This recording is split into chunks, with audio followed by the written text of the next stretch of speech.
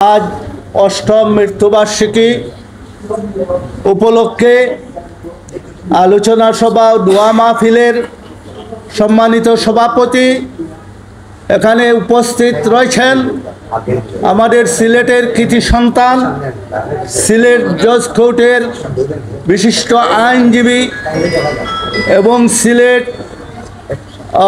জেলাবারের যিনি পিপি হিসাবে দায়িত্ব পালন করেছেন এবং সিলেটের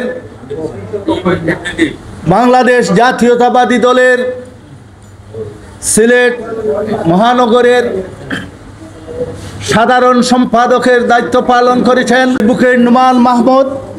এখানে উপস্থিত রয়েছেন গ্রিন জিডেবল ফাউন্ডেশনের বর্তমানে যিনি পরিচালনার দায়িত্বে রয়েছেন বাইজিদ সাহেব। উপস্থিত রয়েছেন সিলেট বিভাগীয় ফটো জার্নালিস্ট অ্যাসোসিয়েশনের সাবেক সাধারণ সম্পাদক, প্রতিষ্ঠাতা সাধারণ সম্পাদক আমাদের দুলাল সাহেব। উপস্থিত রয়েছেন সিলেট বিভাগীয় ফটো জার্নালিস্ট অ্যাসোসিয়েশন সাবেক সাধারণ সম্পাদক নুরুল ইসলাম। উপস্থিত রয়েছেন এখানে আমাদের আতাউর ভাই এবং মৌলানা আনিসুর রহমান সাহেব সহ ডিজেবল ফাউন্ডেশনের ছাত্রছাত্রীবৃন্দ। আসসালামু আলাইকুম ওয়া রাহমাতুল্লাহি ওয়া বারাকাতুহু। আমার বক্তব্যের শুরুতে আমি শহীদের এই গণ অভ্যুত্থানে যারা আমাদের তুরাব সহ যারা নিহত হয়েছে তাদের আত্মার মাগফিরাত কামনা করছি। সেই সাথে আমাদের রজব আলী ভাইয়ের আত্মার মাগফিরাত কামনা করছি। এবং এই গ্রিন ডিজেবল ফাউন্ডেশন 1997 সালে প্রতিষ্ঠা লাভ করেছিলেন এই আমাদের রজব আলী সাহেব। প্রতিষ্ঠা লাভ করে দীর্ঘ 28 বছর যাবৎ আমাদের এই দৃষ্টি প্রতিবন্ধী ছেলেমেয়েদেরকে এখানে বিভিন্ন পর্যায়ে ইসলামী শিক্ষা, ইংলিশ শিক্ষা, বাংলা শিক্ষা সহ ক্লাস 1 থেকে ডিগ্রি পর্যন্ত এখানে লেখাপড়া হচ্ছে। এখানে গত কয়েকদিন পূর্বে এখান থেকে একজন ডিগ্রি পাস করেছে। তার চাকরির জন্য এই প্রতিষ্ঠান প্রচেষ্টা চালিয়ে যাচ্ছে।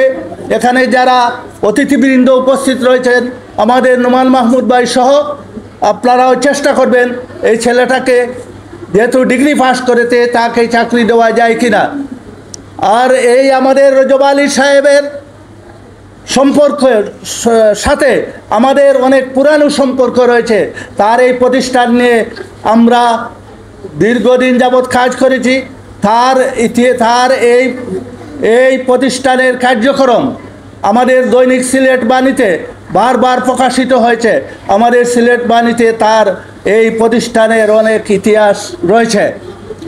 আর এখানে সময় সংক্ষিপ্ত, আমাদের আলোকিত সমাজ গড়তে হলে মানবতার মুক্তির দূত মহানবী সাল্লাল্লাহু আলাইহি সাল্লামের আদর্শ আঁকড়ে ধরে রাখতে হবে। আমরা এই দুনিয়ায় অস্থায়ীভাবে এসেছি, যেদিন আল্লাহর হুকুম হবে সেদিন চলে যেতে হবে। তাই মরণের আগে সমাজ তথা পরকালের জন্য কাজ করতে হবে। আমাদের রজব আলী ভাই এই ডিজেবল ফাউন্ডেশন প্রতিবন্ধী ছেলেমেয়েদের জন্য প্রতিষ্ঠা করে তিনি সমাজের জন্য এবং সমাজের জন্য কাজ করে গেছেন, আখিরাতের জন্য কাজ করে গেছেন। এই প্রত্যাশা রেখে আমরা সবাই আগামী দিনে এই প্রতিষ্ঠানের প্রতি সুনজর রাখব এবং এই প্রতিষ্ঠানকে এগিয়ে নেওয়ার জন্য প্রচেষ্টা চালিয়ে যাব।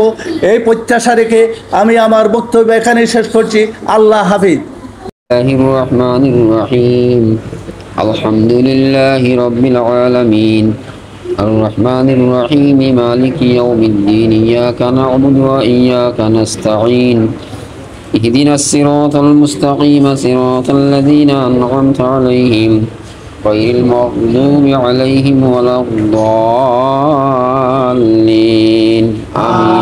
رجب খান সাহেব আল্লাহ তান দুনিয়াত নাই আল্লাহ আরহামার রাহিমিন আল্লাহ তানোর পক্ষ থেকে খতম কোরআন পড়াইছে আল্লাহ আপনার বান্দারে আপনি মাফ করিয়া দাও। ওয়া সালামুন আলাল মুরসালিন ওয়াল হামদুলিল্লাহি রাব্বিল আলামিন আমিন বিরহমাতিকা ইয়া